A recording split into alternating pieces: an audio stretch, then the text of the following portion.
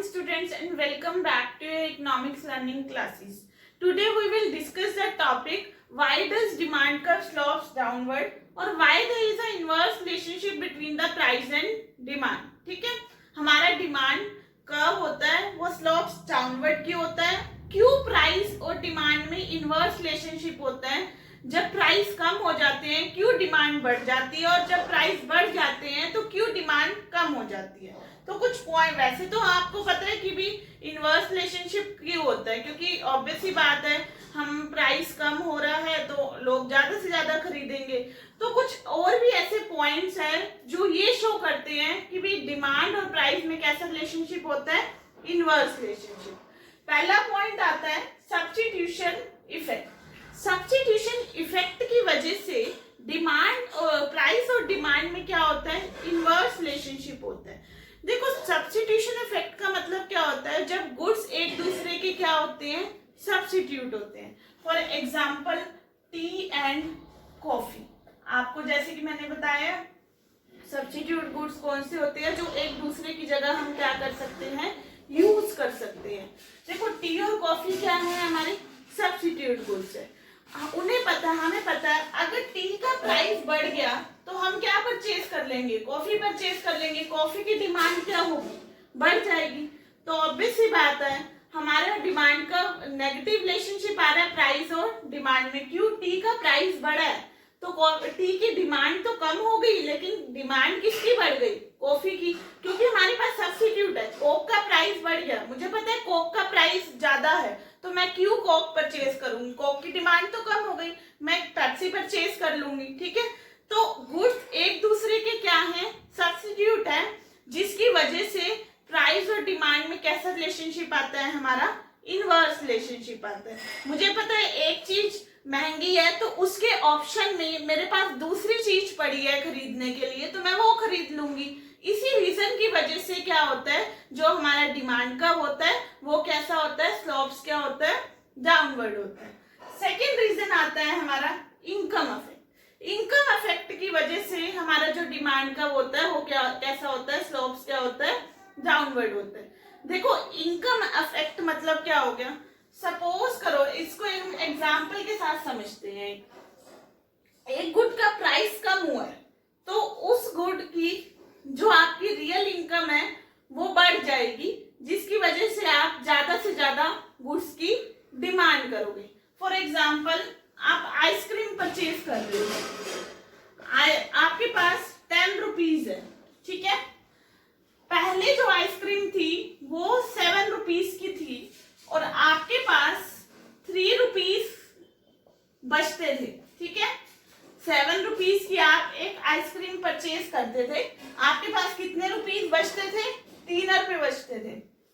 अब प्राइस 7 रुपए से लेकर 5 रुपीज हो गया. ठीक है, प्राइस 2 रुपीज कम हो गया, प्राइस कम हो गया तो अब आपके पास कितने रुपए बच रहे हैं, 5 रुपीज बच रहे हैं. तो अब आप 2 आइसक्रीम क्या कर सकते हो, परचेज कर सकते हो. ठीक है, यानी कि प्राइस कम हुआ और डिमांड क्या हो गई, बढ़ गई हमारी. वो क्यों बढ़ी, क्योंकि हमारी जो रियल इनकम है उसमें क्या हो गया, चेंज हो गया.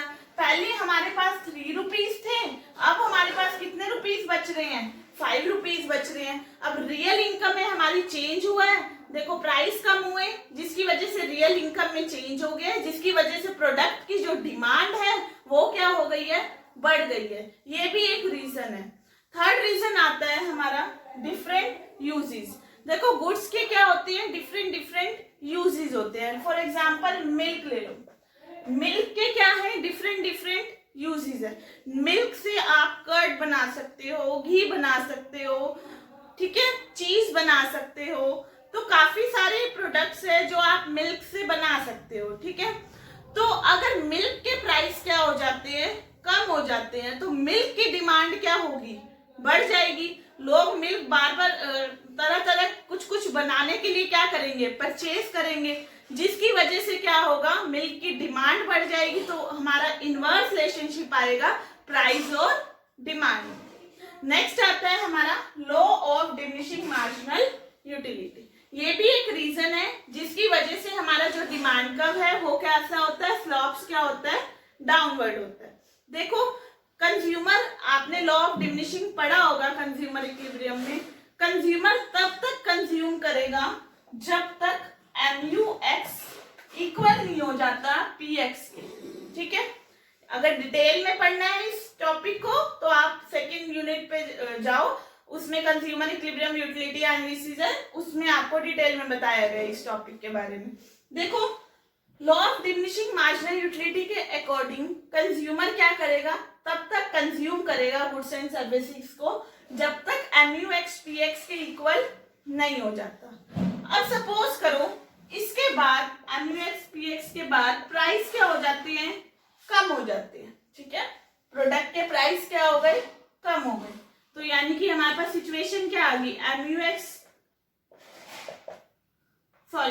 MUX ज्यादा हो गया PX से, ठीक है, क्योंकि प्रोडक्ट के प्राइस क्या हो गए हैं, कम हो गए हैं। तो ये हमारे पास क्या आ गई है, सिचुएशन आ गई है। अब इस सिचुएशन को ठीक करने के लिए अगर हमने MUX और PX को इक्वल लाना है एज पर law of diminishing marginal utility, जैसे जैसे एक प्रोडक्ट को मैं बार बार कंज्यूम करती जाऊंगी वैसे वैसे जो मेरी एडिशनल सेटिस्फेक्शन है वो क्या होती चली जाएगी, कम होती चली जाएगी। अब मेरे को इसको सिचुएशन को करेक्ट करना है, तो मैं किस तरह करूंगी, मैं एक्स कमोडिटी की कंजम्पशन को क्या कर दूंगी, बढ़ा दूंगी, ठीक है। मैंने एक्स कमोडिटी की कंजम्पशन बढ़ा दी है, ठीक है। तो एक्स कमोडिटी की कंजम्पशन बढ़ा दी है तो MUX क्या होता चला जाएगा, तब तक कम होता चल जाएगा। देखो एक्स कमोडिटी की कंजम्पशन यहाँ पर बढ़ा दी, यानी कि एक्स की डिमांड क्या हो गई, बढ़ गई। ये कब बढ़ी, जब प्राइस एक्स के क्या हो गए, कम हो गए, ठीक है। तो इस सिचुएशन को करेक्ट करने के लिए मैंने एक्स की डिमांड ज्यादा बढ़ा दी, जिसकी वजह से MUX कम होता चला जाएगा। तो देखो यहाँ प्राइस कम हुए तो डिमांड क्या हो गई है, बढ़ गई। तो इस रीजन की वजह से भी हमारा जो डिमांड का होता है वो कैसा होता है, स्लोप्स डाउनवर्ड होता है। तो ये थे हमारे रीजन जिसकी वजह से इनवर्स रिलेशनशिप होता है प्राइस और डिमांड में। ये या तो इस फॉर्म में आता है या फिर इस फॉर्म में आता है, या फिर इस फॉर्म में आता है why when price decreases why demand increases, इस फॉर्म में भी एक क्वेश्चन आता है। तो ये 3 और 4 मार्क्स के पॉइंट ऑफ व्यू से आता है। सो आई होप आपको ये टॉपिक अच्छे से क्लियर हो गया होगा, और अगर आपको ये वीडियो अच्छी लगी है तो इसको ज्यादा से ज्यादा लाइक भी करना है और मेरे चैनल को सब्सक्राइब भी करना है। Okay, thank you everyone.